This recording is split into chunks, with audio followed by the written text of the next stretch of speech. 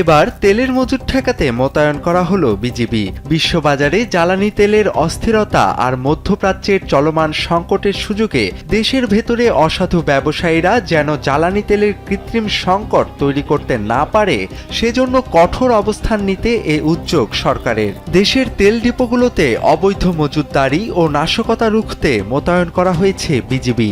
শনিবার বিজিবির এক সংবাদ বিজ্ঞপ্তিতে এ তথ্য জানানো হয়েছে।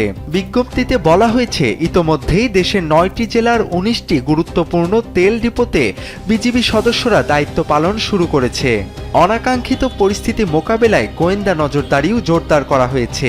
গরমে আরাম নিয়ে হবে না হাহুতাশ, ঘুরলে পরে ওয়ালটন ফ্যান বাতাস আর বাতাস।